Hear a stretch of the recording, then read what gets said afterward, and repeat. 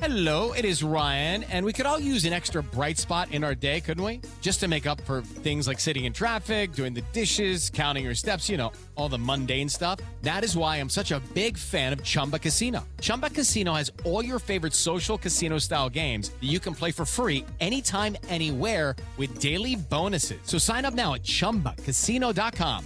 That's ChumbaCasino.com. No purchase necessary. VGW Group. Void where prohibited by law. 21 plus. Terms and conditions apply.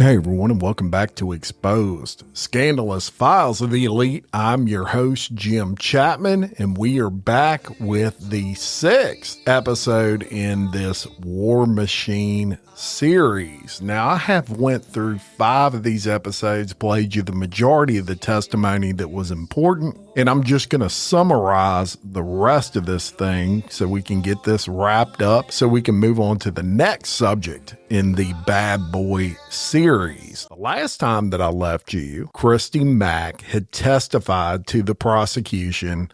She went over the horrible abuse she sustained that night, and not only that night in question, but also throughout her relationship with Jon Koppenhaver. And then it was the cross-examination time for Christy Mack, of course, by the defense. And I'm going to summarize that for you. On cross-examination, Christy said War Machine suffered from depression and irritability. You think so?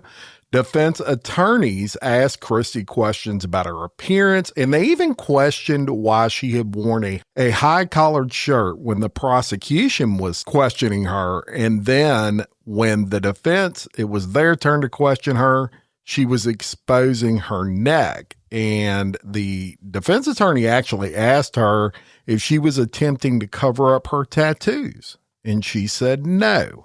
He then asked her about what plastic surgery she had on her face in the last couple of weeks. She told him all she had was lip fillers done. The defense attorney then tried to ask about what implants that she had, but the judge sustained an objection by the prosecution on this. He's obviously trying to make her look like a whore, right? The defense attorney also asked about Christy's social following. He asked if she had seen a large spike in Twitter followers because of the case. And she said she didn't really keep track of that. He asked how many Instagram followers she had. She responded that she had 2.7 million followers on Instagram. And Christy even mentioned she donates 25% of the proceeds on Instagram that she gets to domestic violence shelters. When asked about her injuries, Christy said that the doctor had told her she had fractured 2 ribs and had a severely ruptured liver. The defense attorney then pointed out that the fractured ribs weren't in her medical record and that it had said she had a minor liver rupture. This guy is trying to just belittle these injuries. The defense attorney then focused on more text messages between Christy and War Machine. On the night of the attack, Christy had sent War Machine a naked photo of herself and wrote, quote, for my sexy war machine. And they had also exchanged I love you text messages. And he made a point of bringing that up. And that is something that he did need to bring up. Now, none of that excuses him beating the shit out of two people that night, nearly killing Christy Mack in particular. But what the defense is trying to do is paint that picture that she was playing with Koppenhaver's mind. And whether she was or not, totally irrelevant. Doesn't give you the right to nearly kill her. The next witness was a guy by the name of David Johnson, who was a forensic scientist with the LAPD. And he processed the kitchen knives in Christy's home for fingerprints. Remember, War Machine was going through those knives after he beat the shit out of Christy and he was going to kill her. But she escaped, thankfully.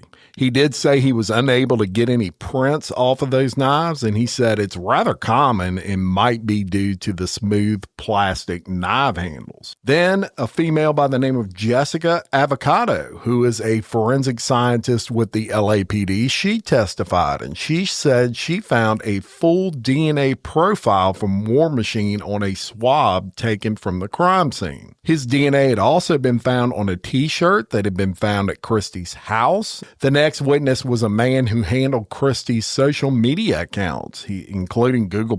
He handled her YouTube, and he said he saw pictures that she had posted of her bruises while he was working on her account. He also said that he had met Christy and saw bruises on her in person, and all of this is prior to the incident in question. He said they had a casual professional relationship, and so he didn't really pry about the injuries, ask her about her bruises. They just weren't friends like that, is what he was alluding to.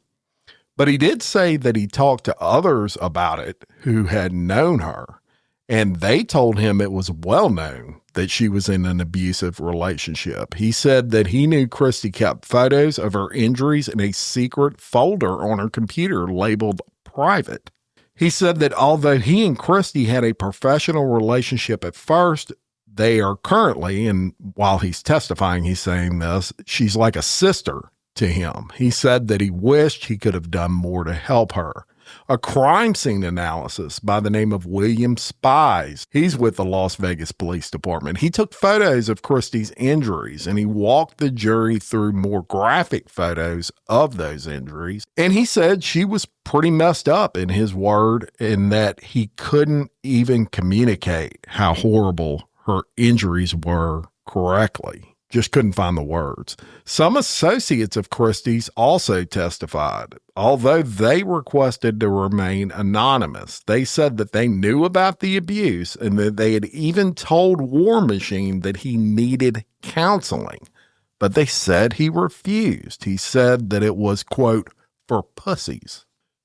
The last witness for the prosecution was Christy's mother. Her name is Erin McIntyre, and she said she moved in with Christy in April of 2013 and moved out the day before the attack. Now, she said that she liked War Machine at first, but then Christy started changing after they started their relationship.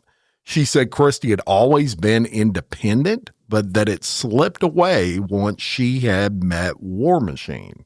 Now, as Erin testified, she seemed like she wasn't even trying to hide the fact that she could not stand War Machine. I mean, you could see it all over her face. She would openly glare at him, and I don't blame her. This guy damn near killed her daughter. Erin testified about a fight that she had witnessed between Christy and War Machine. The attorney said, were you ever present at the home when the defendant became physically violent towards your daughter? And she said, yes, a couple of times. And the attorney brought up a situation with a water snake or some sort of snake that they had and a fight that occurred. And her mother said, yes, she witnessed that. She saw War Machine grab Christy by the throat, drag her up the stairs. She said all hell pretty much broke loose. She said at some point, Jon let her go and Christy went back downstairs and she had red marks all over her throat and she just kept apologizing to her mother. How fucking disgusting. Then she said at some point, Jon had gone up to the bedroom to pack his stuff because the mother told her, I'm going to call the police. And she started calling the police. And Christy said, he's leaving. You don't need to do that. And Christy testified about all of this as well. She even described another incident where she heard her dog squeal, meaning Christy's dog, and War Machine told her that he had to punch the dog because it had bit him. So this guy don't only beat on people, he beats on pets. Her mother went on to say she received a text message from Christy's phone the night of the attack, telling her that she wasn't going to go to the convention the next day. And Aaron thought that was kind of strange of Christy to do. But then a few hours later, she receives a series of text messages from War Machine's phone telling her to go to Christy's house and check on her. She said, I tried to call him because I couldn't text fast enough. I had just woke up. I was trying to read those texts and trying to process out of a straight sleep. What am I looking at? She said. She said her mind was trying to catch up with her. So she tries to call War Machine and she says, what's going on? And he says, we got in a fight and I had to beat her up. And from that point on, she said, I hung up the phone, went and told my boyfriend, you've got to get up. He's done something to Christy. Move your car so I can get across town. So Aaron said she got in the car. She ended up going straight to the hospital. She said she saw somebody in the hospital bed, but she couldn't even recognize her daughter. She said she laid on the bed and it just did not look like Christy. She walked around, grabbed her hand, squatted down underneath her bed and just started crying. I couldn't imagine the horror with that. Her mom was then asked if she had any regrets of not going to the police after she had seen some of these violent incidents with War Machine. She's then asked if she regrets not going to the police, especially after she had witnessed all this violence. And it's at that time that the mother glares at War Machine, just cuts him the most cutting look you've ever seen. And she says, yes, the incidents I saw, I really wish, and she looks right at War Machine and quote, I would have shot you. She says, that's my regret. I wish I would have shot him. And a doctor, he testified, his name was Stephen Sachs, and he was a doctor who specializes in facial and dental injuries. Now, the defense started their case with him, and he didn't actually treat Christy, but he saw photos of her injuries. He said that he also reviewed Christy's blood work, which showed that she had tested positive for opiates. And remember, this is a defense witness. Dr. Sachs said he had seen eye socket fractures hundreds of times, and they're not very serious. He said it was difficult to determine the exact number of hits, but the injuries to Christy's face could be consistent with 2 blows in rapid succession, 1 punch to the cheek and 1 punch to the center. He explained that the facial bones are like small pieces of glass. He said that explains the missing teeth and the major swelling. Dr. Sachs said it's very easy to bruise your face and that you can get your teeth knocked out by a baby headbutting you. He said that if Christy was his patient, the only procedure he would perform is to put her teeth back in place, nothing necessary on her face. The defense then called a guy by the name of Herman Torito to the stand. He's a Brazilian Jiu-Jitsu brown belt who owns his own gym, and he has known War Machine since he was 17. Torito said he and War Machine used to train together, and that War Machine would sometimes forget what day it was during training. For example, he would think it was Tuesday when it was Monday. Torito said that he and War Machine have choked each other out as part of training, and he said that he wasn't aware of any chokeholds that have ever resulted in death in MMA fighting. Torito gets up and he actually demonstrated in court what a rear naked choke was on the defense attorney. He then demonstrated what's known as a seatbelt move, which is what the defense says War Machine really did to Corey Thomas. Torito said that if someone could be choked unconscious in 10 seconds, it's a clean choke. He said it would be impossible for him to escape War Machine's chokes unless War Machine wanted him to escape those chokes. Maybe some truth to that. Torito said he has never seen War Machine lose it and that he knew War Machine had used steroids. He also said he knew about War Machine's depression involving his childhood. In the defense at this point, they're trying to paint a picture that if War Machine wanted to kill him, he could have, basically. None of that fucking matters, and it's irritating, but that's what they're trying to do. The next witness for the defense was a registered nurse who had also requested to remain anonymous, and War Machine had lived with her and her husband for 3 months. She said War Machine loved her dog, which was a pit bull, and that he was very kind and very sweet. She said she knew War Machine had been taking steroids in her house. She also said she knew he was taking Lexapro and Adderall, which she said he had a prescription for. The nurse said that when she and her husband used to fight, War Machine was the peacemaker. She called him a kind guy. Next up for the defense was a guy by the name of Dr. Stephen Hopler. He testified, and he said that he specialized in pain management and head injuries, and he handled the medical records for War Machine. He said he found abnormalities when looking at War Machine's brain. The doctor said that the frontal lobe has to do with your personality and that War Machine has an anatomical lesion on that frontal lobe. He said that frontal lobe damage typically causes hypersexuality, aggressiveness, and makes you eat a lot. He also testified that roid rage is real and that testosterone is a sex hormone that can cause aggression and sexuality. Hello, it is Ryan, and we could all use an extra bright spot in our day, couldn't we? Just to make up for things like sitting in traffic, doing the dishes, counting your steps, all the mundane stuff. That is why I'm such a big fan of Chumba Casino. Chumba Casino has all your favorite social casino-style games that you can play for free anytime, anywhere with daily bonuses. So sign up now at ChumbaCasino.com. That's ChumbaCasino.com. No purchase necessary. VGW Group. Void where prohibited by law. 21 plus. Terms and conditions apply. The defense then asked about a combo of 4 variables: frontal lobe damage, steroids, Lexapro, and Adderall. And the doctor said that's a nasty combination.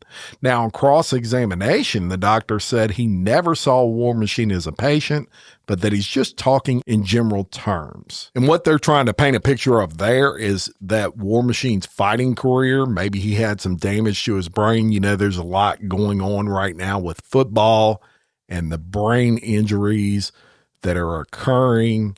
And they're finding out some things in science. Again, doesn't make a shit. He still beat the shit out of her and tried to kill her. But this is the game's defense attorneys play. Next up was a guy by the name of Chad Collins, who was Christy's mom's boyfriend. He was a witness that it was obvious when he got on the stand, he didn't want to be up there. The defense's first question to him was, "Do you know Christy Mack?" And Chad responded, "Yeah, I know her, or I wouldn't be here." Chad testified that he never saw domestic violence between War Machine and Christy. He said he had only been around them about 6 times and that he was rarely at the home. He said he was aware that Christy's mom had concerns, but that was the extent of his knowledge. The defense rested, and the prosecution had one last witness, which was the ER doctor who had treated Christy, and he took the stand.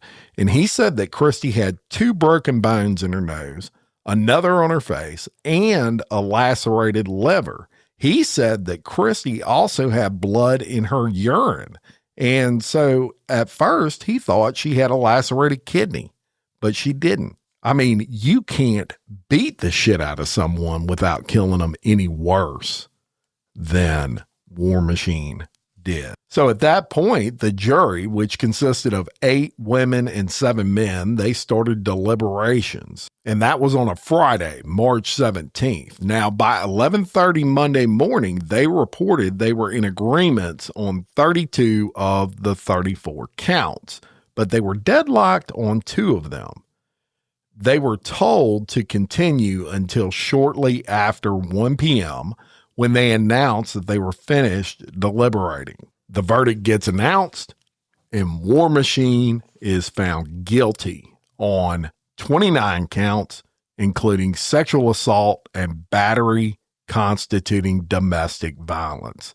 He was found not guilty on 3 charges, including burglary with the use of a deadly weapon, sexually motivated coercion, and battery with intent to commit sexual assault. And the jury remained deadlocked on the charges of attempted murder with use of a deadly weapon and attempted murder. 29 of those counts he's convicted of, and his sentencing is set to take place on June 5th of 2017. So War Machine is finally sentenced nearly 3 years after this horrible assault on Christy Mack and Corey Thomas. He was handed 36 years to life in prison. Now, what does that mean? He has to serve 36 years before he is even eligible for parole, even to get a shot at it, which he'll be a pretty old man by that point. So essentially, this is a life sentence, and no one deserves it more than this asshole. Now, at these sentencings, you do what's known as a victim impact statement. You can either read that or have the court read it for you. And Christy Mack, she read out her victim impact statement. I want to read it to you. And it reads like this. I just wrote this last night. I've been putting it off, obviously. It's been really long 3 years for me, and I'm so ready for this to be over. And this is the last thing I'm going to say about this case and how it has affected me personally. She goes on to say, last night I looked through my journals at the things I had written when I had just needed to get the words out. I kept them so that I didn't actually have to speak these words that I knew were wrong. In reviewing them, I thought it would help me refresh my memory of what it felt like 3 years ago when everything was so fresh. But as I looked through them, I realized I didn't need a crash course in my consciousness from years ago. I still carry all those same feelings and memories that I have today. I love Jon, and I know that in some ways he loved me too.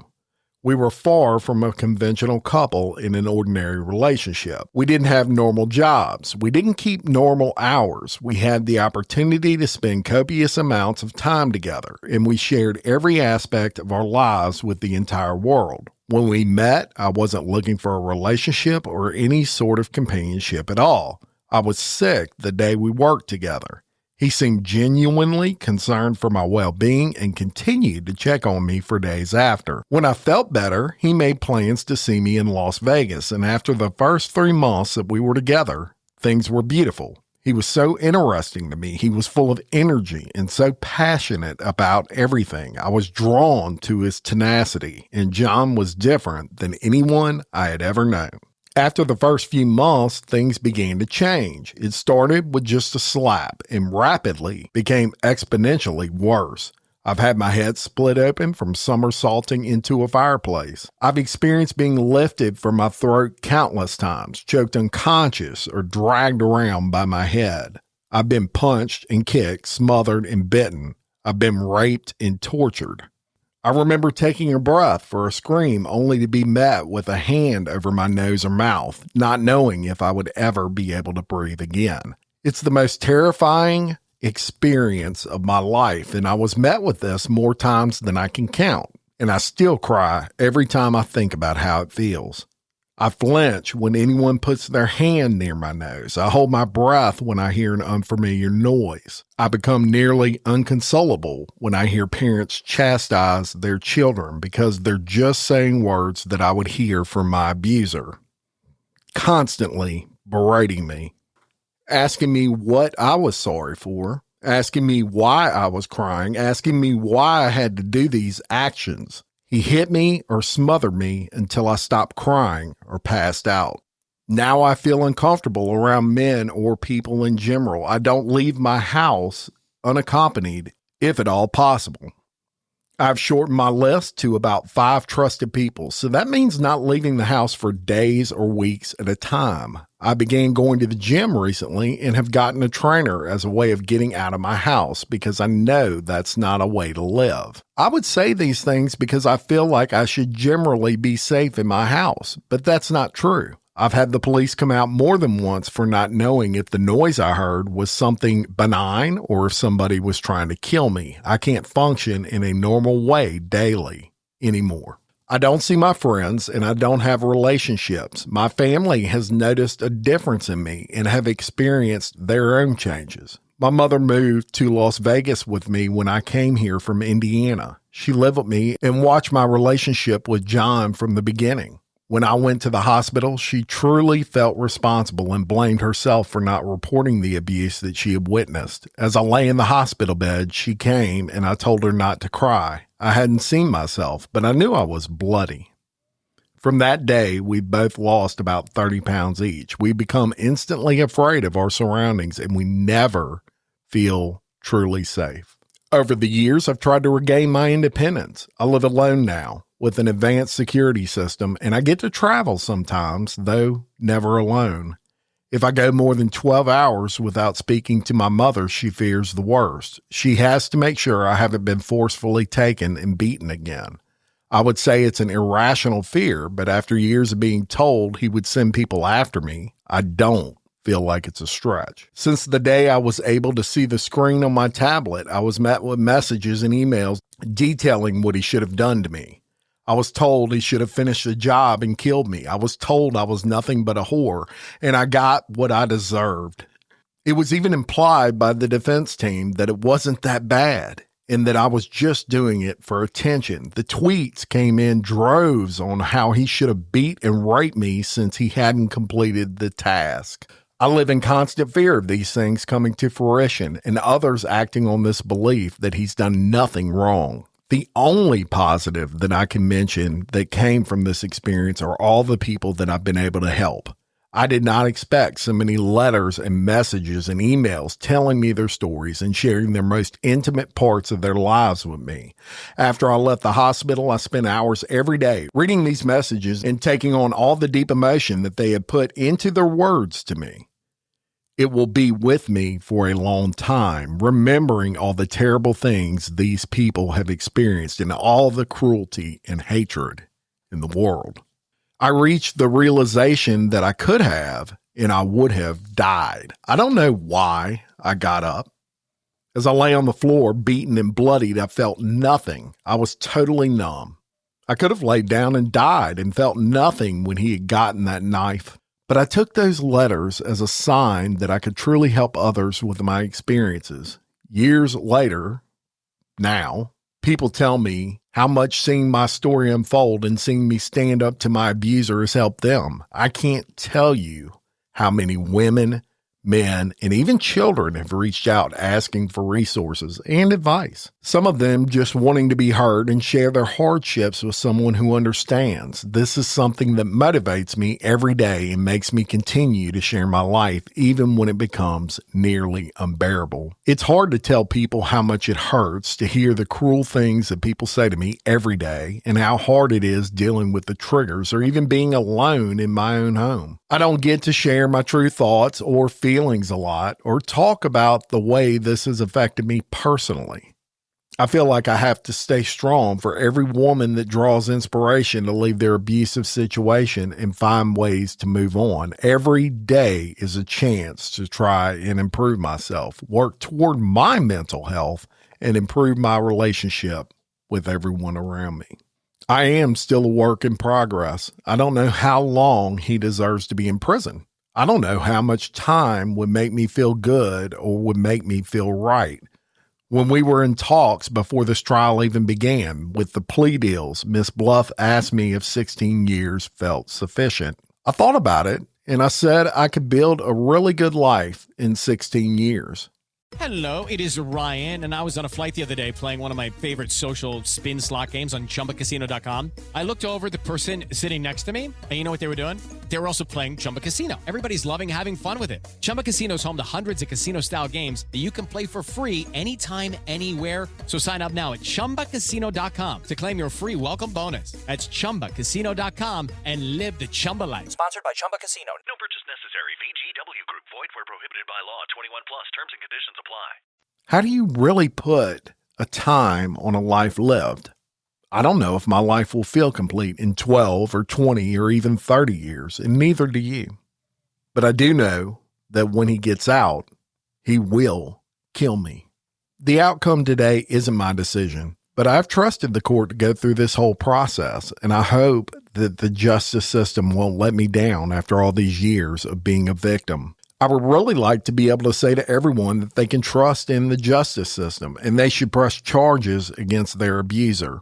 There are so many people, women and men alike, that don't go the justice route and just let things take their course, and I want them to know there is justice out there. Thank you. And I don't think you can say it any better than that. So War Machine, through somebody, releases a statement after his conviction. And I'm just going to read it to you. It says, well, that didn't go very well. Now, did it? Would you believe me if I said I have nothing but joy inside, even now as I am to receive some type of life sentence? It's true. Oftentimes, I have heard men in neighboring cells go to their cells and cry after receiving such news. But how can I? How can I cry tears of sorrow over the circumstances responsible for saving my soul? These circumstances are what transform me into a real man. How can I disrespect God by weeping over them? How much is a soul worth? Is a life sentence too high a price? Not at all. I gladly trade this false life for the one coming. I've been nothing but blessed by all of this. Now, if only I could somehow receive Christy's forgiveness, and if only I could one day hear that she too had been saved, that will remove every last bit of tarnish from this tragedy. Christy, I'm sorry for the man that I was. I'm sorry for hurting you. One day, when enough time has passed and when your wounds are fully healed, I hope you will write me or perhaps even visit me, so that I can apologize completely and so that I can tell you about all that I have found in regard to God. He is real and can heal and complete you deeply inside. If only you knew the full extent to which he has healed me, I will never cease to pray for you. Melissa and Shanna, you are the best sisters a guy could ever ask for. I love you two so much. Brandon, you have gone far above and beyond the call of duty as a friend. I'm still in awe of all you have done. Stacy, thanks for your service to God. Without you, I may have never been found. Phil, thank you for your presence in court. Sorry for failing you as a protege. Herman, sorry for failing you as a mentor. You have grown into a good man, and I'm proud of you. Julia, you have been a true gift from God, if only. And to the rest of my loved ones, never worry about me. I am at peace. I am alive, and I am happy for the first time in my life. What a bizarre human being that guy is. You're happy for being in prison the rest of your life for nearly killing your girlfriend. Let's put it into perspective, people. Now, something I came across while researching this case, it was really interesting. As I've told you in past episodes with War Machine, he was a popular blogger, loved to blog on the internet. And I came across some things from a blog he produced 4 years before this incident with Christy. And it gives you an idea of where his head was at that point. And on domestic abuse, and remember, this is 4 years before he even met Christy Mack. On domestic abuse, quote, this Mexican dude just got here and he's in jail at this time doing this blog, incidentally. This Mexican dude just got here and I guess he found out his wife was hooking up behind his back. So he slapped the shit out of her and she fell and hit her head and died. Then he panicked and took her body somewhere and burned it on fire. Anyway, this guy's like a straight immigrant, quiet little dude, super nice. I feel bad for him. I mean, what husband wouldn't slap their wife if he caught her being a hooker? Poor guy, didn't mean to kill her. I believe him. On rape fantasies, he said, why is it okay for a woman to admit they have rape fantasies, but if a man does it, it's like the end of the world. He's disgusting and evil. I've heard from countless women that say they have this fantasy, but never from a man. Why? And does having this fantasy mean you may do it? Do people not fantasize about countless things every day they never do? How many times have you fantasized about punching your boss? Did you ever do it? I bring it up because in these books I'm reading, quote, the Kent Family Chronicles, there have been a few rape scenes, and I won't lie, shit got me horny as hell. I feel, oh my God. I feel guilty at first because I knew it was something that I'd never do and something that I believe is wrong. In fact, I have fantasized a couple of times of going on that sex offender website and stalking and killing some of them. So that was him on rape fantasies, which was obviously a big part of this case. And I'll give you one more, and it was on the trouble of being an alpha male. And he says, being an alpha male is a real phenomenon. People always seek out to challenge me, seek me to follow, and girls to fuck. Seriously, since I was in kindergarten, I've always been the leader, always got the girl, and always provoked the fight. And since I always win, I always got in trouble. Bullshit. If I wasn't tough, I'd be the world's biggest victim and would get nothing but compassion. Just because I win fights that others start, I'm a criminal. Fuck the laws in this country. Hemingway, he is not, right? So that's just a few thoughts that he had years before this situation with Christy Mack. So what has happened since War Machine has been in prison? Well, how about this? Obviously, he appealed his conviction. Obviously, he was denied that appeal. But you may be surprised that War Machine has found love and got engaged while serving life in prison. This just occurred December 27th of 2024 is the date of this article. And come to find out, War Machine is currently engaged to a 30-year-old by the name of Ashley Farrington. And her family tells TMZ, who wrote this article, that the two were pen pals in 2017 before taking their romance to the next level this past summer. Farrington now visits War Machine at the state prison. There's no word on when the actual marriage will be, but I've got a ton of pictures I will be posting on the Patreon. This girl is actually a very beautiful girl. She has a child. And her and War Machine are apparently getting married. Makes me wonder, like I always say, WTF. And that is going to wrap up this subject in the Bad Boy series, that being War Machine. Got another one coming to you soon with a completely new subject. I hope you enjoyed this new series. I sure enjoyed researching it and bringing it to you. Check us out on Patreon, where you get everything from bonus episodes to commercial-free early releases to files such as these pictures of War Machine and his soon-to-be bride that I'm going to be uploading. And we also have quarterly gifts that we give our top-tier Patreons every quarter. I couldn't do it without all these people. This show would not exist without these supporters. So thank you very much from the bottom of my heart. And until next time, for Exposed Scandalous Files of the Elite, I'm your host, Jim Chapman. Much love.